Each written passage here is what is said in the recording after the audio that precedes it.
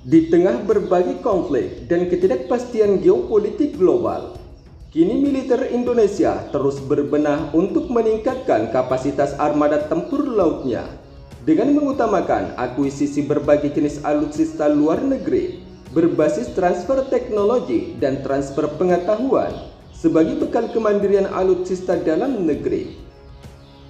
Namun meski demikian, bukan berarti Indonesia tidak mengutamakan alutsista buatan dalam negeri. Sebab berbagai jenis kapal perang buatan dalam negeri juga turut digunakan oleh TNI Angkatan Laut dalam menjaga wilayah kedaulatan NKRI. Misalkan seperti kapal perang jenis patroli cepat, kapal KCR atau kapal cepat rudal, kapal LPD, kapal korvet seperti korvet Bung Karno, dan hingga pengadaan kapal jenis frigat buatan PT PAL Indonesia yang kini dalam tahap proses pembangunan.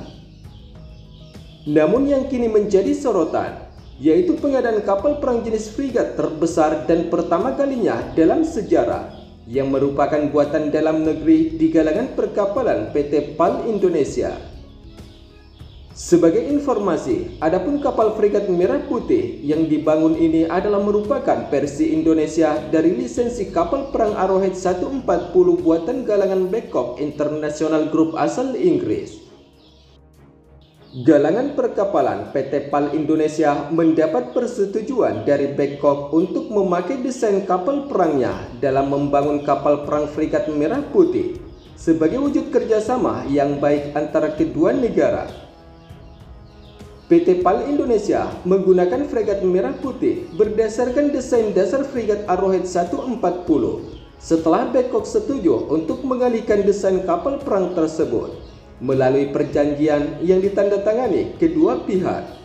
Sebagaimana sumber media informasi Defense Security Asia yang kami kutip pada 20 Februari 2025. Namun meski memakai desain asing, tetapi PT PAL Indonesia membangun kapal fregat Merah Putih dengan menyesuaikan kebutuhan TNI Angkatan Laut, dan sekaligus fregat Merah Putih buatan PT PAL ini menjadi kapal perang terbesar yang pernah dibangun PT PAL selama ini. Menurut PT PAL, karena kapal fregat jenis ini merupakan kapal perang terbesar pertama buatan putra-putri Indonesia dan menjadi kebanggaan bangsa, sehingga proyek ini disebut sebagai proyek fregat Merah Putih. Sementara di sisi lain, meski menggunakan desain fregat Arrowhead 140 Inggris, bukan berarti teknologi dan sistem persenjataannya sepenuhnya dibangun berdasarkan kapal fregat Arrowhead 140 yang asli. Hal itu sebagaimana beberapa kutipan media informasi terkait. Jika infografis kapal perang fregat Merah Putih ini bakal memakai teknologi dan sistem persenjataan dari Turki dan Italia. Jika terrealisasi sepenuhnya, maka kapal perang fregat Merah Putih buatan PT PAL Indonesia secara keseluruhan akan menggunakan teknologi radar dan sistem persenjataan dari Turki dan Italia. Berdasarkan infografis yang baru dirilis tentang fregat Merah Putih yang masuk kategori Fighted for but not wide and main contract equipment, dengan sebagian besar berasal dari perusahaan Turki Aselsan, Meteksan, Roketsan, dan Havelsan, serta perusahaan asal Italia, Leonardo dan AILT Group, sebagaimana informasi yang disampaikan oleh Napal News pada 11 Februari 2025. Sementara itu, adapun untuk teknologi asal Turki yang bakal digunakan pada kapal perang fregat Merah Putih ditemukan pada radar pengawasan udara dan permukaan jarak jauh AESA dari Aselsan. Radar ini adalah merupakan radar multifungsi MFR Metehan X-band dari Aselsan yang bakal dipasang di tiang utama fregat Merah Putih. Selain itu, fregat Merah Putih buatan PT PAL Indonesia akan menggunakan sistem peluncur vertikal universal midlast dari Roketsan yang terdiri dari 8 modul 8 sel dengan total 64 sel untuk berbagai rudal permukaan ke udara dan rudal permukaan ke permukaan. Setidaknya ada 8 sistem peluncur umpan DLS Karta-KN, 6 tabung 170 mm dari Aselsan yang bakal memperkuat manuver kapal fregat Merah Putih TNI Angkatan Laut dalam menjaga keamanan laut Indonesia. Sementara di sisi lain, adapun teknologi dari Italia yang bakal menjadi bagian dari sistem persenjataan fregat Merah Putih, yaitu meliputi senjata jarak jauh RWS Leonfish 12,7 top dari Leonardo. Sistem persenjataan tersebut meliputi 2 peluncur torpedo rangkap 3 324 mm dari Leonardo untuk torpedo MU-90 LWT serta meriam 76 mm dari Leonardo yang dipasang di haluan kapal fregat Merah Putih.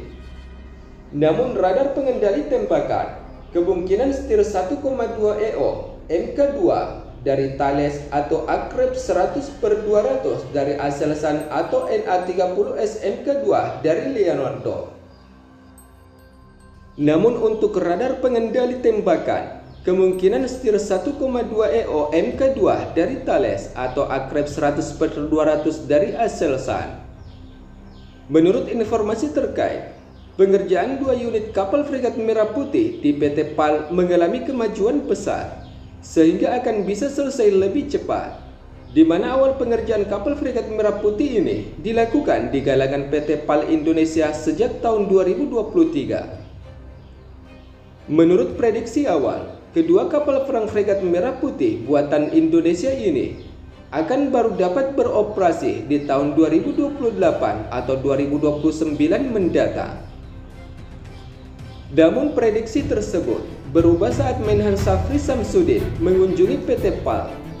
Menhan Syafri melihat kerja cepat PT PAL, mulai dari pengerjaan material, teknologi, hingga SWAKO. Saya harap fregat Merah Putih bisa meluncur lebih cepat dari target yang ditentukan. Saya lihat usaha itu sudah ada. Tinggal nanti saya akan mengikuti perkembangan dari waktu ke waktu, sebagaimana pernyataan Menhan Syafri. Sementara itu, seperti yang kita ketahui, TNI Angkatan Laut bersama PT PAL Indonesia melaksanakan pemotongan 4 baja pertama atau first steel counting kapal fregat Merah Putih unit kedua di Surabaya pada 5 Juni lalu, di mana tahap demi tahap pengerjaan kapal fregat Merah Putih mengalami kemajuan. Sementara di sisi lain, adapun spesifikasi desain kapal fregat Merah Putih buatan PT PAL Indonesia ini dirancang memiliki panjang keseluruhan 140 meter, lebar 19,75 meter, berat muatan penuh 6.626 ton, dan kecepatan maksimal 24 knot. Sebagai jenis kapal perang fregat terbesar, kapal ini mampu bertahan di lautan selama 21 hari dengan jarak jelajah 9.000 mil laut dan diawaki oleh 143 personel. Dengan kemajuan dan kemandirian alutsista dalam negeri ini, diharapkan pembangunan kapal fregat Merah Putih kedua dapat semakin memperkuat armada TNI Angkatan Laut dalam menjalankan tugasnya untuk menjaga wilayah kedaulatan NKRI. Salah satu fitur